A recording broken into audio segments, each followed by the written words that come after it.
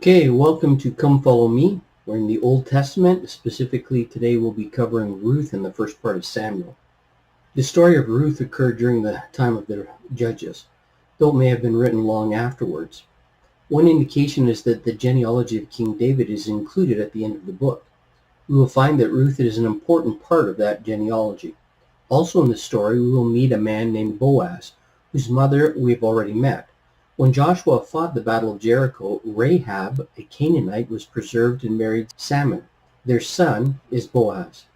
From the Old Testament Seminary Manual, the book of Ruth seems to provide valuable balance by reminding its readers that the great-grandmother of the revered King David was a faithful woman from Moab, a foreigner, who converted to Israel's religion and married within the covenant. The Moabites, if you remember, are distant cousins of the Israelites. They come from Abraham's brother. Ruth demonstrated kindness to others and loyalty to the Lord. One of the main messages of the book of Ruth is that such faithfulness is more important than ethnicity. Let's jump into the book of Ruth, chapter 1. Some names that you need to know about. Elimelech, who is the father of the family, and his name means my God is king. Naomi, his wife, and her name means pleasant. And then their two sons, and then Orpah and Ruth. An interesting story about Orpah is you probably are familiar with Oprah, actually where her name comes from. She was originally called Orpah, but nobody could say it properly, so they changed her name to Oprah. And both Orpah and Ruth were women of Moab, and so therefore foreigners, but wives of the sons of Naomi. So it comes to pass that during this time of the reign of the judges, that there was a famine in the land where they came from, in Bethlehem, and so the whole family moved to Moab. And while they're there, Naomi's husband and her two sons both die. So there was an interesting article that I was reading that talked about a famine in Bethlehem that sent them to Moab. But then in essence, there was a famine in Moab inasmuch as her husband and two sons died, and so that sent her back to Bethlehem. So after they were there for about 10 years and after the death of her husband and two sons, she heard that the famine had abated in Israel, and so she decided to go back. Bethlehem is an interesting name because the Hebrew Bet Lehem means house of bread. Naomi says to her two daughter-in-laws, "Return to your mother's houses." None of them had children, and so it is likely that they could remarry. She asked the Lord to deal kindly with them because they have been kind to her. This word kindly is interesting. We've talked about it before. This is the word chesed, which means kindness or sometimes mercy, loving kindness is translated. But this is actually a covenantal word that the Lord uses, that he is overly kind to us because of the covenants that we've made to him, and that he watches over us over and above what would be required in, say, a contractual relationship. So she encourages them to go their way. She's saying, I'm too old to have a husband. You guys could remarry. So they lift up their voice in verse 14 and weep. And Orpah kisses her mother-in-law, but Ruth clave unto her. And she said, Behold, thy sister-in-law is gone back unto her people and unto her gods. Return thou after thy sister-in-law. And Ruth said, Entreat me not to leave thee or to return from following after thee. For whither thou goest, I will go, and where thou lodgest, I will lodge, and thy people shall be my people, and thy God my God. Now this is a very famous scripture. So she decides to stay with her, and they two go back to Bethlehem. And when they arrive there, people begin to recognize Naomi. And Naomi says something very interesting, which gives you kind of an insight into how she's feeling. She says, Call me not Naomi. And Naomi means pleasant, but call me Mara, which means bitter. You may remember when the house of Israel was transiting with Moses through the desert, they came upon the waters, the bitter waters called Mara. For the Almighty hath dealt very bitterly with me. Verse 21, I went out full, and the Lord hath brought me home again empty. So she is feeling like she must have done something wrong, that the Lord is punishing her. And they return just in time for the beginning of the barley harvest. We're into chapter 2. And we're introduced to another party here, and he's a mighty man who's a kinsman, a relative, and his name is Boaz. And Ruth says to Naomi, go to that field and glean ears of corn.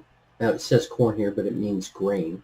Now you'll remember that we read in Deuteronomy that part of the way that the Israelites took care of their poorer people was that when the harvest was being gathered, they were told not to harvest the corners, and that anything that fell on the ground, the poor people could gather in and use that. This was their method of taking care of the poor. So verse 3, and she went and came and gleaned in the field after the reapers, and her hap, which means her good fortune or chance, was to light on a part of the field belonging to Boaz, who was one of their kindred. And Boaz asked his servant, whose damsel is this? And the servant was set over the reapers answered and said, it is the Moabitish damsel that came with Naomi out of the country of Moab. And she said, I pray you, let me glean and gather after the reapers among the sheaves. So she came and hath continued even from the morning until now, and that she tarried a little in the house. In other words, Boaz is inquiring after her, and from the language that we see here, he's kind of impressed that she would come, being a foreigner, and she would stay with her mother-in-law and help to provide. Now, obviously, traditionally, the responsibility to provide for a woman was her husband, and failing that would be her children. But both of her sons are dead now, and so it would be very unusual for a daughter-in-law to stay and take care of the mother-in-law. Then said Boaz unto Ruth, go not to glean in another field. In other words, stay here in my fields. That was a big help to her, which meant that she didn't have to waste time traveling around. She could just stay in Boaz's field. In verse 9, the language suggests that he had told the people that worked for him, the young men that worked for him, to watch over her and to make sure that she was protected. You have to imagine that a foreign woman alone gleaning grain in fields that would be full of men would be very, very dangerous. So Boaz was making sure that she was taken care of. And in verse 10, we find that she's very appreciative, and she wants to know, why are you taking care of me? I'm a stranger.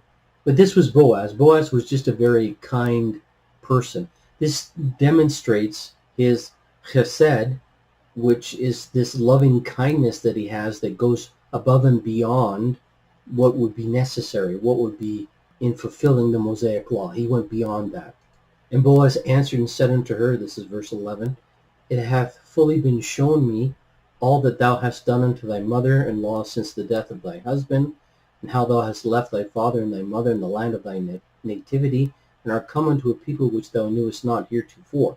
The Lord recompense thy work, and full reward be given thee of the Lord God of Israel, under whose wings thou art come to trust. This word wings here is kind of interesting. This is the same word that is used when they talk about the mercy seat and the cherubim and how the wings crossed over and covered the Ark of the Covenant. And you'll see this again later. And Boaz said unto her, this is verse 14, at mealtime come thou up hither, and eat of the bread, and dip thy morsel in the vinegar. And she sat beside the reapers, and reached her parched grain, and she did eat, and was sufficed. So in other words, he's saying, not only can you just stay in my fields and glean here, but you can also come and eat with the hired help. And then after she was gone, Boaz commanded the workers, saying, let her glean even among the sheaves, and reproach her not. In other words, she doesn't just have to pick up the stuff that's left over. Let her just go ahead of you and harvest just as you're doing. And let fall also some of the handfuls of purpose for her. In other words, you can even drop some grain for her that's already been harvested.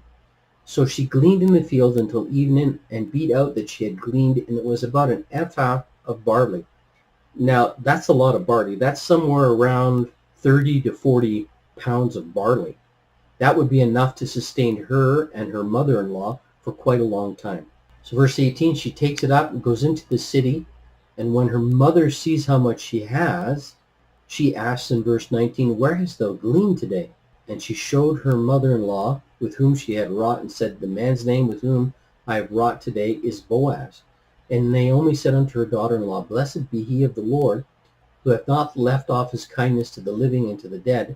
And Naomi said unto her, "The man is near kin unto us, one of the next kinsmen."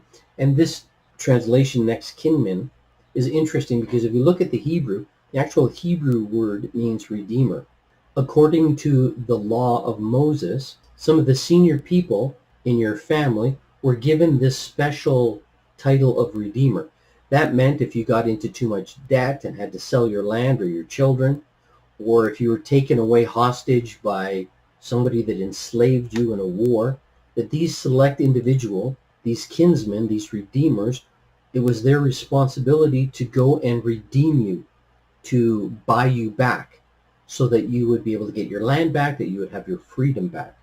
In chapter 3, Naomi instructs Ruth to go and find Boaz, who will be winnowing the barley. And they construct a stratagem. So get all washed up, put on some new clothes. So go down to where he's going to be working. Don't let anybody know that you're there. And after he's done his day's work and he's finished drinking and eating and he lies down, uncover his feet and lie down next to him. And so she agrees to do what her mother-in-law has instructed. And so when she uncovered his feet, it's interesting because if you read the Hebrew, it says that he shivered. The translation is not very good. The translation said he feared, but it also means he shivered. And so he kind of turned over in the night because his feet were cold. And he sees her and he says, "Who art thou?"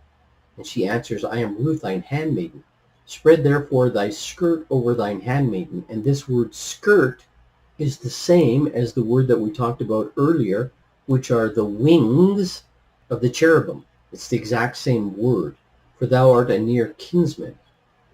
And in verse 10, "And he said, Blessed be thou of the Lord, my daughter, for thou hast showed more kindness." And again, this is chesed, this kindness, in the latter end than at the beginning. So in other words, he's very impressed by her. She was so kind. She was so loving to take care of her mother-in-law. But now she's even thinking beyond that, because he goes on to say, "You could have any of the young men, but instead you're coming after me." And the reason behind that is she's looking into the future for the welfare of her mother-in-law. Verse 11, "And now, my daughter, fear not, I will do to thee all that thou requirest." In other words, he's recognizing that she wants to marry him. "For all the city of my people doth know that thou art a virtuous woman." From Sister Dalton, virtue is a pattern of thought and behavior based on high moral standards. It encompasses chastity and moral purity. Virtue begins in the heart and in the mind. It is nurtured in the home. It is the accumulation of thousands of small decisions and actions. Virtue is a word we don't hear often in today's society, but the Latin root word virtus means strength. Virtuous women and men possess a quiet dignity and inner strength. In the Hebrew, the word that's used here that they translate as virtue is kind of interesting because it does mean chastity, this moral strength that Sister Dalton is talking about for women, but it also for men means wealth. It can mean both for both people. But it's interesting because both Ruth and Boaz embody this virtue, this similar ability to be kind and loving to other people. And if you read in the Doctrine and Covenants, you remember that it says virtue cleaveth unto virtue. So these two virtuous people are drawn together. Then he goes on in verse 12 to explain that he is a near kinsman, but there's someone that is closer to them. And so he explains in verse 13, "Tarry this night, and it shall be in the morning that if he will perform unto thee the part of a kinsman," here we're talking about levirate marriage, a marriage of responsibility. If someone in your family dies and they don't leave any children, it's the responsibility of the nearest kin to marry and make sure that the family line continues. And so he realizes that there's someone closer to her in the family genealogy, and so he has to see whether or not that individual wants to accept the rite of the levirate marriage. So he goes to visit this individual in chapter 4. this kinsman who is a little bit closer to Naomi in relationship. And so Boaz asks him, will you take over the fields of Naomi, the land that she owns? And by doing so, you also have rights to Ruth as the wife of her son who has passed away, so that you can raise up posterity unto them. And the kinsman says, I cannot redeem it for myself, lest I mar my own inheritance. He's worried about taking on another wife and diluting his inheritance to his children. And so he takes off his shoe and he gives it to Boaz. In verse 7 it explains, now this was the manner in former time in Israel concerning redeeming and concerning changing, for to confirm all things. A man plucked off his shoe and gave it to his neighbor, and this was his way of saying, no, I won't do it. So Boaz turns to the elders, to everybody who's sitting around, and says, you are witness this day that I have bought all that was Elimelech and all that was his 2 sons of the hand of Naomi. And thus he also receives Ruth as part of this package deal. And Ruth the Moabitess have I purchased to be my wife, to raise up the name of the dead upon his inheritance, that the name of the dead be not cut off from among his brethren. So he's fulfilling this obligation and accepting Ruth in the Levirate marriage. In other words, he gets the land, he gets responsibility for Naomi, and also responsibility for Ruth. From the Old Testament Seminary Manual. One prominent theme in the book of Ruth is that of redemption, which applies to all of us. Ruth is a foreigner, childless, and a widow, which left her in complete poverty with no source of support. Nevertheless, Ruth faithfully accepted the gospel and joined the Lord's covenant people. Though she could not deliver herself from her destitute condition, she was ultimately redeemed by her kinsman Boaz, a man of Bethlehem. Because of Ruth's faith-driven actions and the kindness of her Redeemer, Ruth married again, was fully accepted as an Israelite, became a woman of some wealth, and was blessed with children. Like Ruth, we cannot save ourselves, but must rely on a Redeemer from Bethlehem, one who is able to lift us from our fallen state and secure our happiness as part of his family. Given this theme of redemption, it is interesting to note that Jesus Christ, the Redeemer of Israel and of all mankind, was one of Ruth's descendants. Boaz marries Ruth, and she gives birth to a son. And the woman said unto Naomi, Blessed be the Lord, which hath not left thee this day without a kinsman, that his name may be famous in Israel. And he shall be unto thee a restorer of thy life, and a nourisher of thine old age. For thy daughter-in-law, which loveth thee, which is better to thee than 7 sons, hath borne him. And Naomi took the child and laid it to her bosom and became nurse unto it. And the women, her neighbors, gave it a name, saying, This is a son born to Naomi. Well, it's actually Ruth's child. And they called his name Obed. And he is the father of Jesse and the father of David, the famous King David. Now that ends Ruth, and we're into the first book of Samuel. Most people are familiar with this story. The book of 1 Samuel recounts the ministry of the prophet Samuel, who restored law and order and regular religious worship in the land. And after the Israelites had forgotten the Lord and worshipped idols many times throughout the reign of the judges. Although we don't know who the author or authors were, the information for the book drew from the writings found in the book of Samuel the seer, and in the book of Nathan the prophet, and the book of Gad the seer, which are books that we don't have. 1 Samuel begins with the story of Hannah and her son Samuel, who would become the righteous priest, a prophet, and the last of the judges of Israel.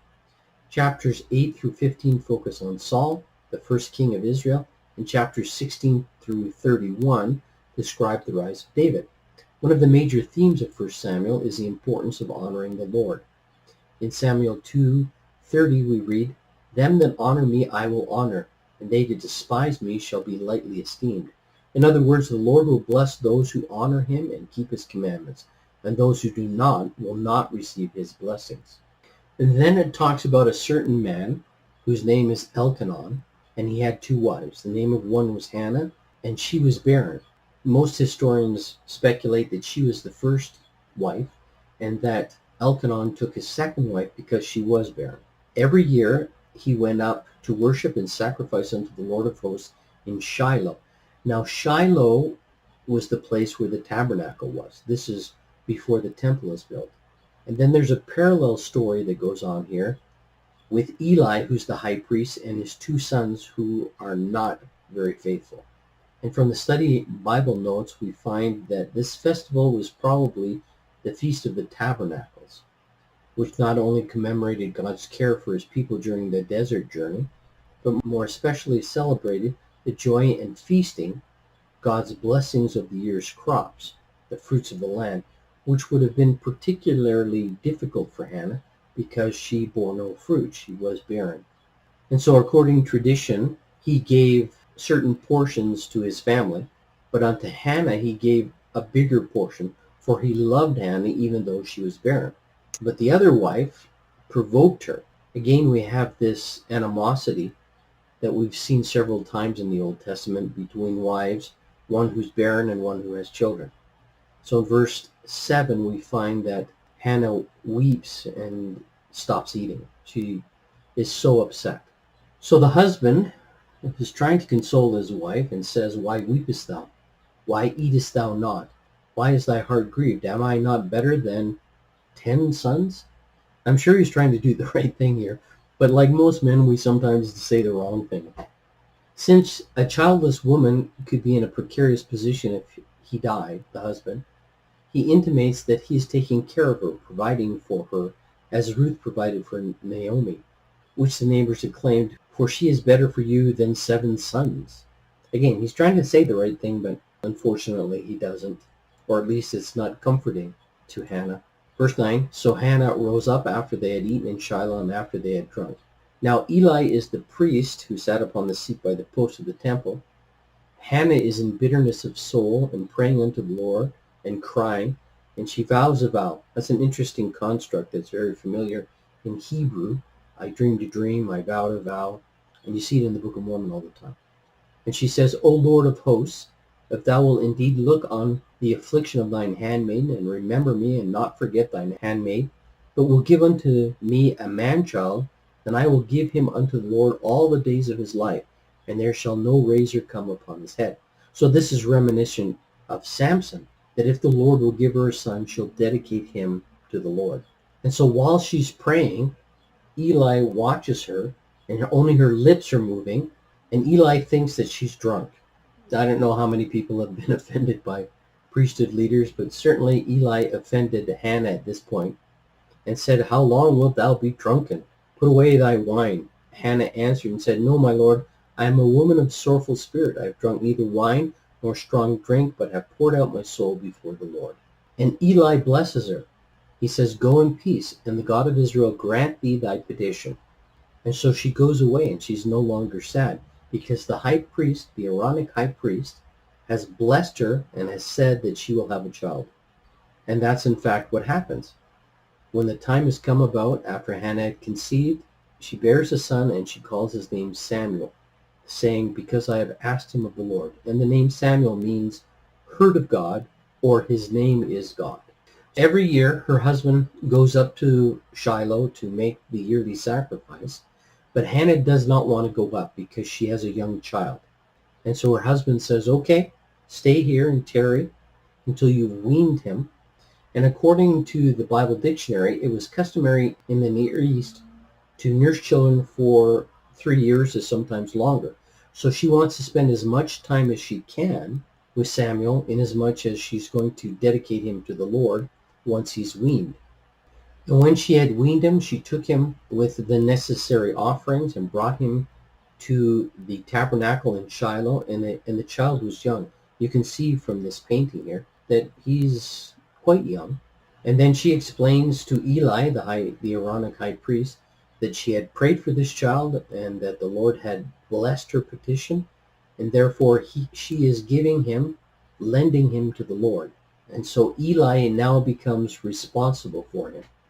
Now there are rumors that abound in Israel at this time that there's some difficulties in the tabernacle and that Eli's sons are not being very righteous. So this would have been a very difficult thing for Hannah to do, to hand over her child to Eli, whose own sons were not behaving very well. So in chapter 2, we find Hannah singing praise to the Lord. Again, this whole idea of mixing scripture and song together so that the people can remember it.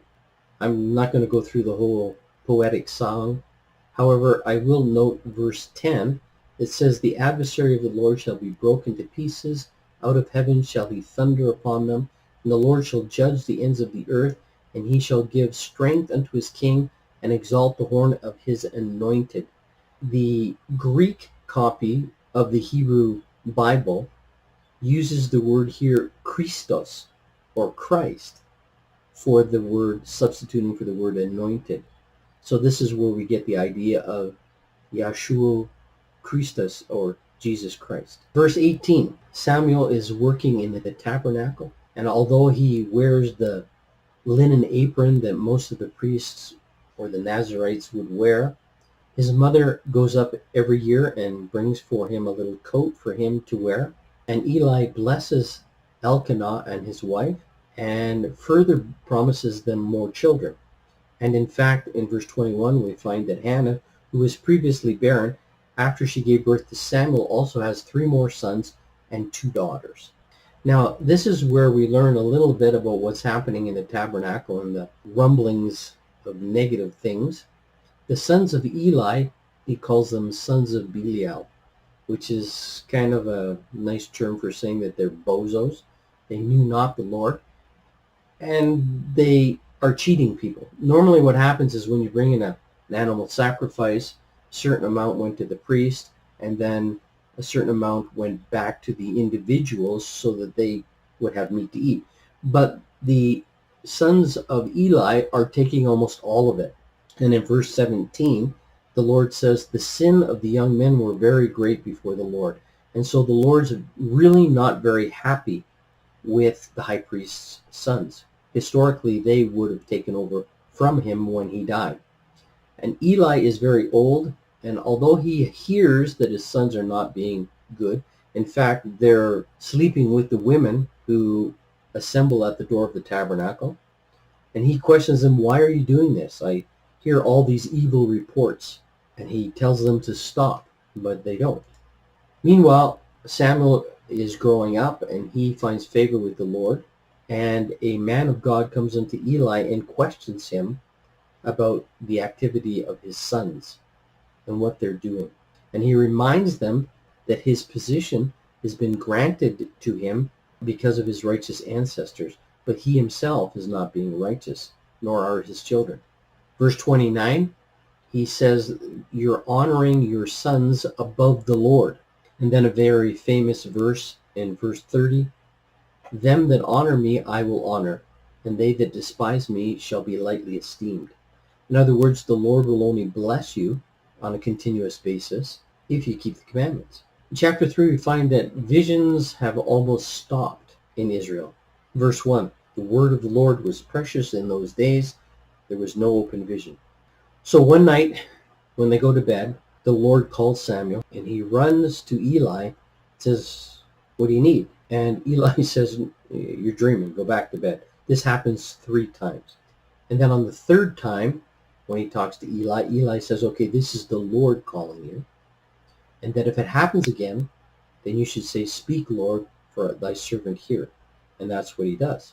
From Boyd K. Packer, the Spirit does not get our attention by shouting or shaking us with a heavy hand. Rather, it whispers. It caresses so gently that if we are preoccupied, we may not feel it at all. Occasionally, it will press just firmly enough for us to pay heed. But most of the time, if we do not heed the gentle feeling, the Spirit will withdraw and wait until we come seeking and listening. Then the Lord speaks to Samuel and tells him that bad things are going to happen to Eli and to his sons, that they will be removed from their position. From Alan F. Packer, who is Boyd K. Packer's son, we read, "We need to be acquainted with the promptings of the Holy Ghost, and we need to practice and apply gospel teachings until they become natural and automatic. These promptings become the foundation of our testimonies." So when Samuel wakes up in the morning, he's afraid to tell Eli about what the Lord has told him. But Eli questions him, and Samuel gives him the whole story, doesn't withhold anything from him. And Eli says, "It is the Lord." This is verse 18. "Let him do what seemeth good." So Samuel continues to grow up, The Lord is with him, and all Israel from Dan even to Beersheba knew that Samuel was established to be a prophet of the Lord. And the Lord appeared again in Shiloh, which is where the tabernacle is, and reveals himself to Samuel. It's interesting that they use this term from Dan even to Beersheba. I've included a map there so you can see that this was a colloquial saying that indicated that all of Israel knew. It would be like us saying from Vancouver to Newfoundland. It was their way of describing all of the people of the land. I hope that you've enjoyed our quick overview of the first part of Samuel and of Ruth. I hope you find time to listen to our further video on Thursday. Have a great week.